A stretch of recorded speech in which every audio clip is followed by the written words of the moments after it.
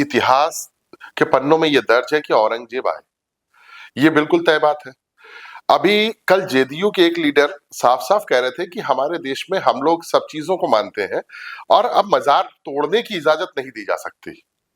जो उन्होंने कहा, हम उसी की बातों को दोहराएंगे और उसी की बात को कहेंगे कि हिंदुस्तान में औरंगजेब आया, आक्रांता के तौर पे आए, लेकिन चूंकि अब उनकी मजार यहाँ है तो उसको तोड़ने का औचित्य नहीं बनता। हम उनकी विचारधारा को लेके चलते हैं या नहीं चलते, ये हमारे विचारों की बात हो सकती है। हम समर्थन इस चीज का करते हैं कि ठीक है मजार है, उसको तोड़ने की आवश्यकता नहीं है। हम उनके विचारों का समर्थन नहीं कर रहे हैं, ना हमारे राष्ट्रीय अध्यक्ष जी कर रहे हैं। ठीक है, अगर किसी की मजार है, किसी का कुछ है, मान लीजिए गांव में कोई एक ऐसा आदमी है जिसको कोई पसंद नहीं करता, तो क्या आप जहां उसकी चिता जलाएंगे उस जगह गड्ढा खोद देंगे? नहीं करेंगे ना।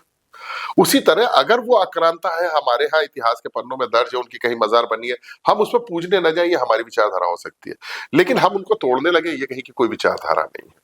जो है जैसा है, देश जिस परिस्थितियों में मिला था, हम लोग बंटवारे के बाद इतना परेशान थे। आज हमें अपने विकास के लिए सोचना चाहिए, आज हमें देश के डेवलपमेंट के लिए सोचना चाहिए। आज की परिस्थिति में 2024-25 में बैठ के अगर बीजेपी गवर्नमेंट केवल औरंगजेब पे चर्चा कर रही है, इसका मतलब कुछ ना कुछ ऐसी नाकामी है जिसको छुपाने की कोशिश हो रही है। क्योंकि अगर कोई व्यक्ति आगे बढ़ रहा है तो अपने विजन पे ध्यान देता है, वो मुद्दों से भटकाने का काम नहीं करता। उत्तर प्रदेश की सरकार कह रही है हमें ट्रिलियन डॉलर इकोनॉमी बनना है। आज का ही पेपर देख लीजिए, उन्हीं के एक आईएएस ऑफिसर पकड़े जा रहे हैं जिसको वो सस्पेंड कर रहे हैं, वो भी एक ऐसे जिस इन्वेस्टर मीट, जो कि एक इनका गरम गरम मतलब हलवा इन्होंने खिलाया था, आज तक कोई भी उसमें फील्ड पे नहीं उतरी।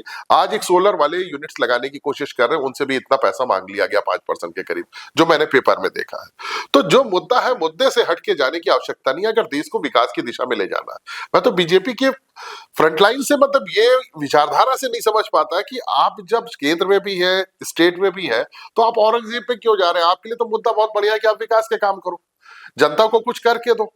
आप इन मुद्दों पे पीछे जाने की कोशिश ये कर रहे हो क्योंकि आज की डेट में आप कुछ कर नहीं रहे हो, आम जनमानस के लिए कुछ नहीं हो रहा, इसलिए आप परेशान हो कि औरंगजेब के मुद्दे पे देश को दो हिस्सों में बांटा जाए और पुनः कोई इलेक्शन हो तो उसको हम जीत लें।